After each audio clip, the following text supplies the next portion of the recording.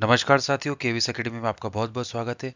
साथियों, daily current affair की class में करंट अफेयर से रिलेटेड जो भी क्वेश्चंस होते हैं उनको हम यहाँ पर एमसीक्यू के माध्यम से देखते हैं साथियों, और साथ में जो तथ्य होते हैं उसको भी हम यहाँ पर डिस्कस करते हैं।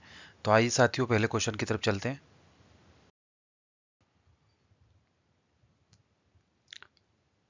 गंबूसिया एफिनिस जो समाचारों में देखा गया था, किस प्रजाति से संबंधित है साथियों?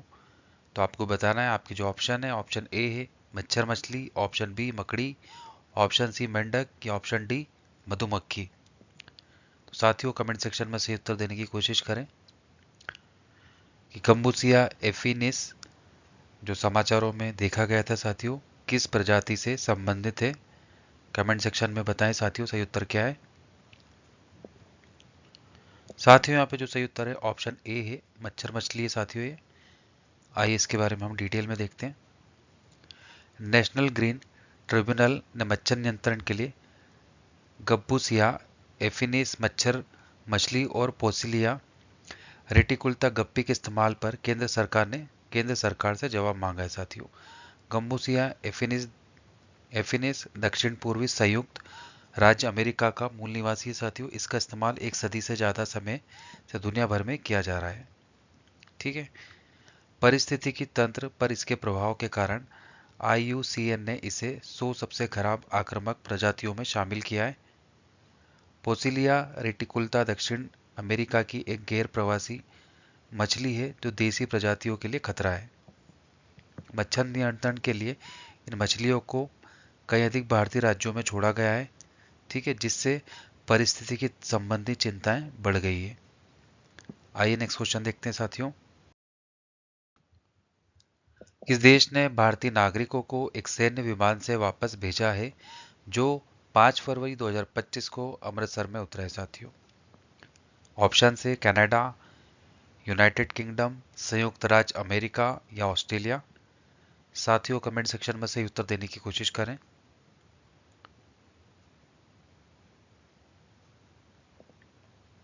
साथियों, यहाँ पे जो सही उत्तर है ऑप्शन सी है संयुक्त राज्य अमेरिका, USA। ठीक है। तो 5 फरवरी 2025 को 104 निर्वासित भारतीय नागरिकों को लेकर एक अमेरिकी सैन्य विमान अमृतसर के श्री श्री गुरुदास जी अंतर्राष्ट्रीय हवाई अड्डे पर उतरा है साथियों। ठीक है। तो यहाँ पे जो इलीगल इमिग्रेंट्स थे माइक, ठीक है, USA में, जो कि इंडियंस थे साथियों, तो उनको USA द्वारा उनके सैन्य विमान से वापस भारत भेजा है साथियों। और ये कहाँ पे इनको भेजा है साथियों? पंजाब के अमृतसर हवाई अड्डे पे, वहाँ पे उनको उतारा गया है साथियों। ठीक है। टोटल 104 भारतीय नागरिक थे साथियों जो USA से यहाँ पर डिपोर्ट किए गए। आइए अगला क्वेश्चन देखते हैं।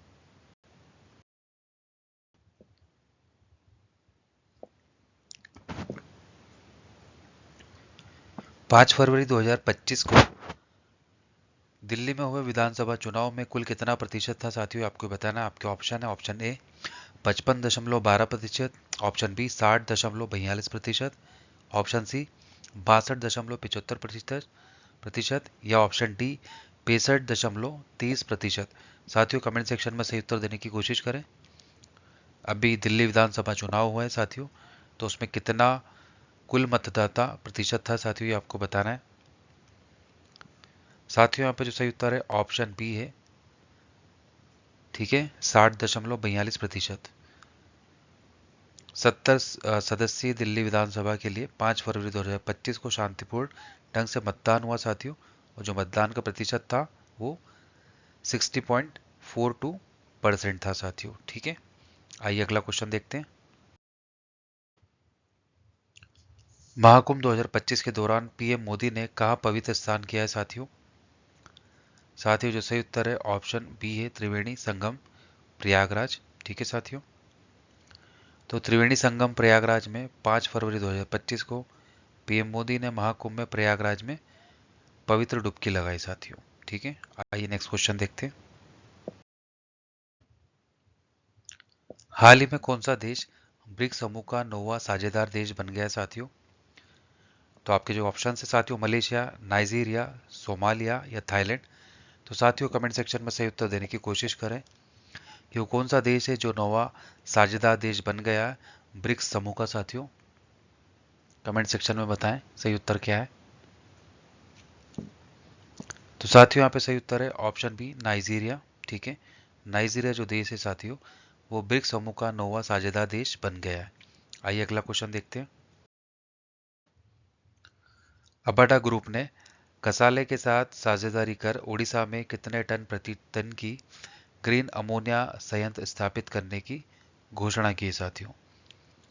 तो आपके जो ऑप्शन है 1000 टन प्रतिदिन, 1200 टन प्रतिदिन, 1500 टन प्रतिदिन या 2000 टन प्रतिदिन साथियों। तो साथियों इसका जो सही उत्तर है ऑप्शन सी है 1500 टन प्रतिदिन। ठीक है, आइए अगला क्वेश्चन देखते हैं। डोगरी भाषा श्रेणी में साहित्य अकादमी पुरस्कार 2024 से मरणोपरांत किसे सम्मानित किया गया है साथियों। तो आपके जो option A Madhav Kaushik, option B Chaman Arora, option C Gulzar Singh Sandhu या ऑप्शन डी नमिता गोखले। तो साथियों कमेंट सेक्शन में सही उत्तर देने की कोशिश करें कि डोगरी भाषा श्रेणी में साहित्य अकादमी पुरस्कार 2024 से मरणोपरांत किसे सम्मानित किया गया है।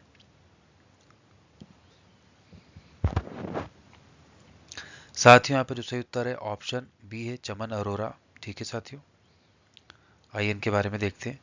सरकार ने चमन अरोड़ा को डोगरी भाषा श्रेणी में मरणोपरांत साहित्य अकादमी पुरस्कार 2024 से सम्मानित किया है साथियों। इन्होंने इनकी पुस्तक एक होर अश्वत्थामा के लिए ये पुरस्कार मिला है साथियों। संस्कृति मंत्रालय ने सर्वसम्मति से जूरी की सिफारिश के आधार पर इनकी चयन की पुष्टि की है साथियों। साहित्य अकेडमी के अध्यक्ष माधव कौशिक ने इस निर्णय को मंजूरी दी है साथियों, और पुरस्कार में उत्कीर्ण तांबे की पट्टिका के साथ एक ताबूत और 1 लाख रुपए नगद पुरस्कार शामिल है साथियों। अरोड़ा का परिवार 8 मार्च को नई दिल्ली में एक विशेष कार्यक्रम में पुरस्कार प्राप्त करेगा। आइए अगला क्वेश्चन देखते हैं। हाल ही में सूरजकुंड अंतर्राष्ट्रीय शिल्प मेले का आयोजन फरीदाबाद में किया जाएगा साथियों। तो ये कौन से नंबर का सूरजकुंड अंतर्राष्ट्रीय शिल्प मेला है साथियों, वो आपको बताना है। 36वां, 37वां, 38वां या 39वां। साथियों कमेंट सेक्शन में सही उत्तर देने की कोशिश करें।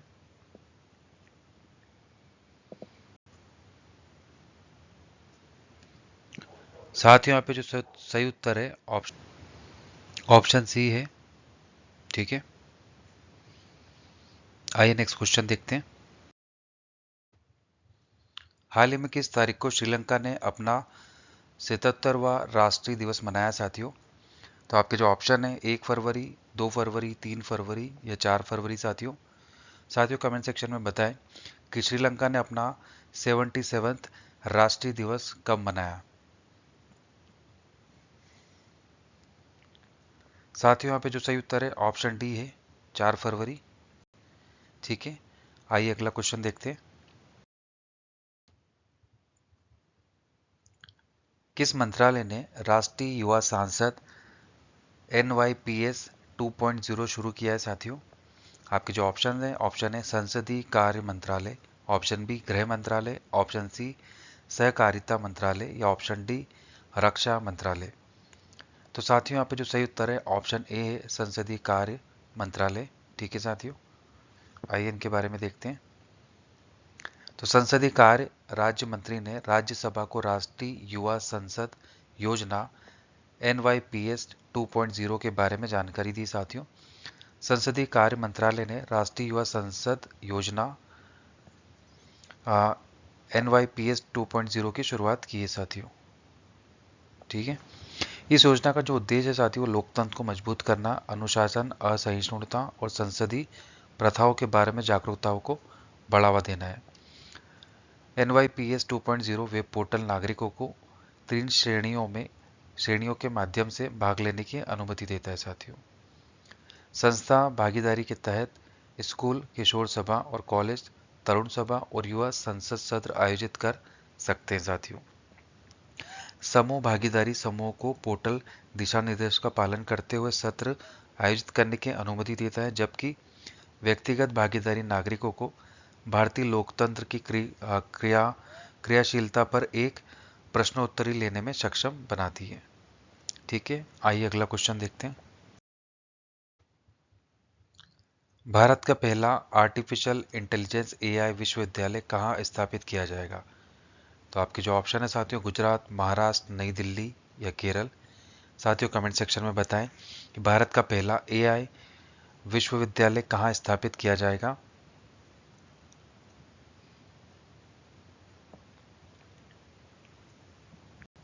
साथियों यहाँ पे जो सही उत्तर है वो है ऑप्शन बी, महाराष्ट्र। ठीक है, तो महाराष्ट्र में देश का पहला आर्टिफिशियल इंटेलिजेंस विश्वविद्यालय स्थापित किया जाएगा। नेक्स्ट क्वेश्चन है साथियों, भारतीय सेना ने बांस आधारित मिश्रित बंकर विकसित करने के लिए किस आईआईटी संस्थान के साथ साझेदारी की? साथियों किसके साथ पार्टनरशिप की आपको ये बताना है। ऑप्शन है IIT Bombay, IIT Madras, IIT Guwahati या आईआईटी हैदराबाद। साथियों कमेंट सेक्शन में बताएं सही उत्तर क्या है कि भारतीय सेना ने बांस आधारित मिश्रित बंकर विकसित करने के लिए किस आईआईटी संस्थान के साथ साझेदारी की है। बॉम्बे, मद्रास, गुवाहाटी या हैदराबाद। साथियों सही उत्तर है ऑप्शन सी, आईआईटी गुवाहाटी। ठीक है साथियों, आइए अगला क्वेश्चन देखते हैं।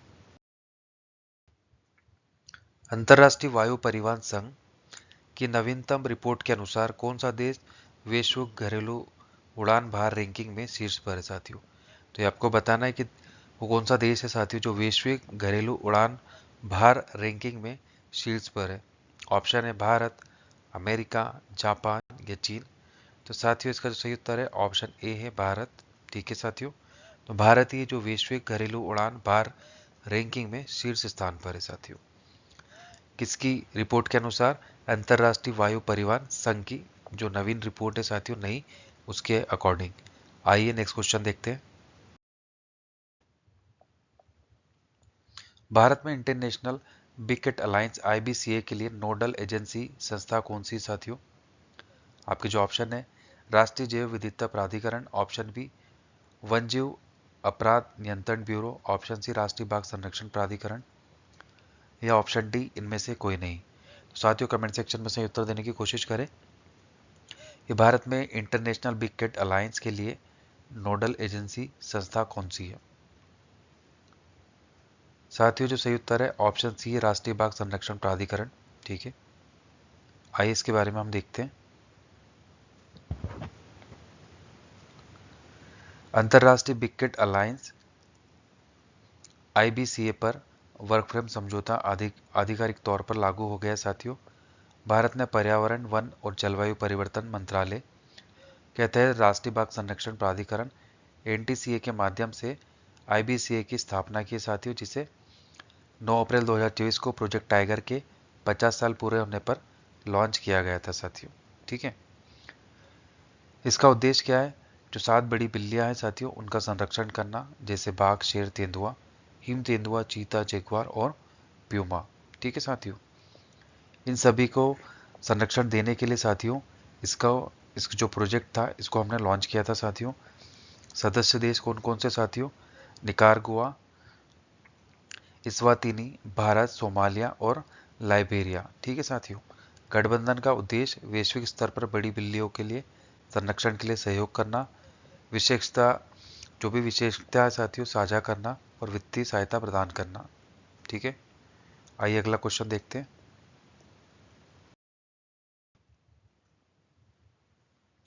हाल ही में किसके संरक्षण के बारे में जागरूकता बढ़ाने के लिए केंद्र सरकार द्वारा वाटरशेड यात्रा शुरू की गई साथियों? तो आपको ये बताना है कि वाटरशेड यात्रा किसके संरक्षण के बारे में जागरूकता बढ़ाने के लिए सेंट्रल गवर्नमेंट द्वारा शुरू किया गया है साथियों। तो आपके ऑप्शन है ऑप्शन ए जल, ऑप्शन बी मृदा, ऑप्शन सी ए और बी दोनों या ऑप्शन डी इनमें से कोई नहीं। तो साथियों आप पे जो सही उत्तर है ऑप्शन सी है ए और बी दोनों, जल और मृदा के लिए साथियों वाटरशेड यात्रा शुरू की गई है। ठीक है,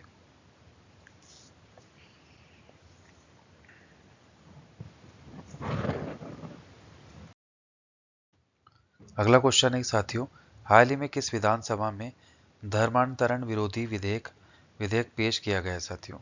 ऑप्शन है बिहार, मध्य प्रदेश, राजस्थान या असम। तो साथियों कमेंट सेक्शन में बताएं कि किस विधानसभा में धर्मांतरण विरोधी विधेयक पेश किया गया है। साथियों यहाँ पे जो सही उत्तर है ऑप्शन सी है राजस्थान। ठीक है, तो राजस्थान में इसको पेश किया गया है साथियों। आइए नेक्स्ट क्वेश्चन देखते हैं।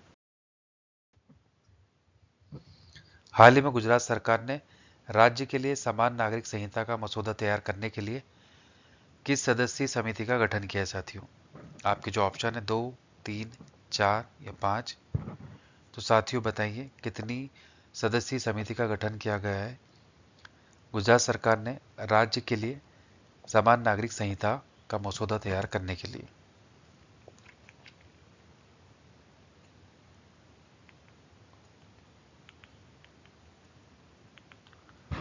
तो साथियों यहाँ पे जो सही उत्तर है ऑप्शन डी है 5। ठीक है, तो 5 जो सदस्यीय समिति है साथियों उसका गठन किया गया है गुजरात सरकार ने राज्य के लिए समान नागरिक संहिता का मसौदा तैयार करने के लिए। ठीक है, आइए नेक्स्ट क्वेश्चन देखते हैं। हाल ही में चीन ने किस देश पर टैरिफ लगाया साथियों?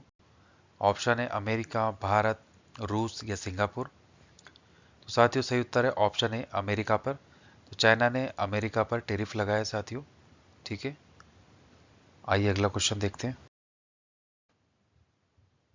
हाल ही में कहाँ के 4 रेलवे स्टेशनों को अमृत स्टेशन के रूप में विकसित किया जाएगा साथियों?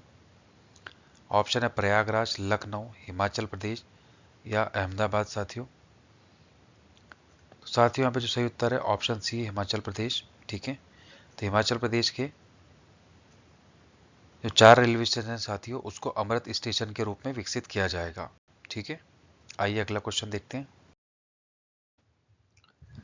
अगला क्वेश्चन है साथियों कि प्रतिवर्ष किस तारीख को दुनिया भर में विश्व न्यूटेला दिवस मनाया जाता है? ऑप्शन है 2 फरवरी, 3 फरवरी, 4 फरवरी या 5 फरवरी।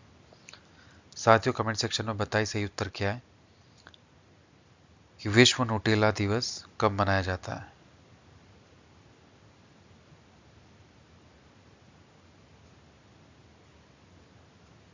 कमेंट सेक्शन में बताएं साथियों सही उत्तर क्या है।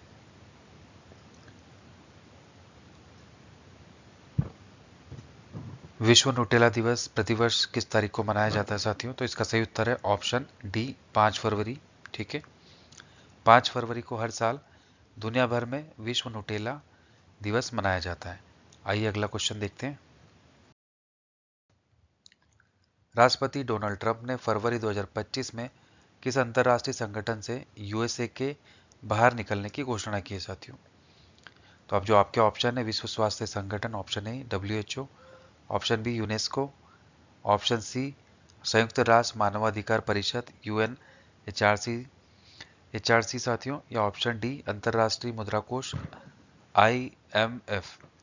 तो साथियों कमेंट सेक्शन में सही उत्तर देने की कोशिश करें कि फरवरी में डोनाल्ड ट्रंप ने कौन सा अंतर्राष्ट्रीय संगठन से यूएसए को बाहर निकालने की घोषणा की, मतलब यूएसए ने वहां से विड्रॉ कर दिया साथियों। वो आपको संगठन का नाम बताना है। साथियों सही उत्तर है ऑप्शन सी संयुक्त राष्ट्र मानवाधिकार परिषद। ठीक है साथियों, तो 4 फरवरी 2025 को राष्ट्रपति ट्रंप ने घोषणा की कि संयुक्त राष्ट्र अमेरिका संयुक्त राष्ट्र मानवाधिकार परिषद UNHRC से हट जाएगा। ठीक है, आइए अगला क्वेश्चन देखते हैं। वर्तमान में कौन सा देश दुनिया का दूसरा सबसे बड़ा मोबाइल निर्माता बन गया है साथियों?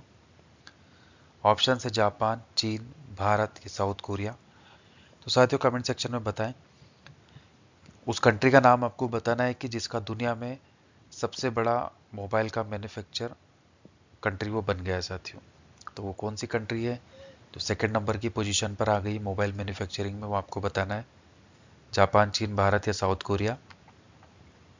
तो साथियों सही उत्तर है यहाँ पर ऑप्शन सी भारत। ठीक है साथियों, तो भारत यहाँ पर दूसरा सबसे बड़ा मोबाइल निर्माता बन गया है साथियों। आइए अगला क्वेश्चन देखते हैं। हाल ही में किसके द्वारा नई दिल्ली में विश्व पुस्तक मेले का उद्घाटन किया गया साथियों? ये आपको बताना है। ऑप्शन है राष्ट्रपति द्रौपदी मुर्मू, प्रधानमंत्री नरेंद्र मोदी, गृह मंत्री अमित शाह या रक्षा मंत्री राजनाथ सिंह। तो साथियों यहाँ पे जो सही उत्तर है ऑप्शन ए है हमारे राष्ट्रपति द्वारा द्रौपदी मुर्मू के द्वारा विश्व पुस्तक मेले का उद्घाटन किया गया है जो कि नई दिल्ली में आयोजित है साथियों। ठीक है, आइए अगला क्वेश्चन देखते हैं। हाल ही में कहाँ अस धातु से बनी छत्रपति शिवाजी महाराज की प्रतिमा स्थापित की जाएगी साथियों? ऑप्शन है पेरिस, टोक्यो, न्यूयॉर्क या थाईलैंड। तो साथियों कमेंट सेक्शन में सही उत्तर देने की कोशिश करें कि कहाँ पर छत्रपति शिवाजी महाराज की प्रतिमा को स्थापित किया जाएगा। तो साथियों यहाँ पे जो सही उत्तर है ऑप्शन बी है टोक्यो। ठीक है, टोक्यो में अस्त धातु से बनी छत्रपति शिवाजी महाराज की प्रतिमा को स्थापित किया जाएगा। आइए अगला क्वेश्चन देखते हैं। रोमेटाइड अर्थराइटिस RA किस प्रकार की बीमारी है जो हाल ही में समाचारों में देखी गई साथियों? ऑप्शन है एक जीवाणु संक्रमण, एक स्व प्रतिरक्षी और सूजन संबंधी रोग, एक फंगल रोग है या एक वायरल विकार है साथियों। तो साथियों कमेंट सेक्शन में बताएं रोमेटाइड अर्थराइटिस किस प्रकार की बीमारी है। तो साथियों सही उत्तर है ऑप्शन बी एक स्व प्रतिरक्षी और सूजन संबंधी रोग है साथियों ये। ठीक है, आइए इसके बारे में हम देखते हैं। तो शोधकर्ताओं ने रोमेटाइड अर्थराइटिस RA के लिए एक स्व सक्रिय दवा वितरण प्रणाली विकसित की है साथियों। ये जोड़ों में सूजन को लक्षित करके केवल तभी चिकित्सीय एजेंट जारी करता है जबकि इसकी आवश्यकता होती है।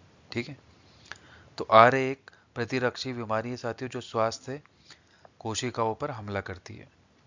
मुख्य रूप से हाथों, कलाई और घुटनों के जोड़ों को प्रभावित करती है साथियों ये बीमारी। लक्षणों में पुराना दर्द, जोड़ों की क्षति, अस्थिरता और विकृति शामिल है साथियों। ये फेफड़े, हृदय और आंखें जैसे रोगों को भी प्रभावित कर सकता है। ठीक है साथियों, तो आज का सेशन यहीं समाप्त होता है।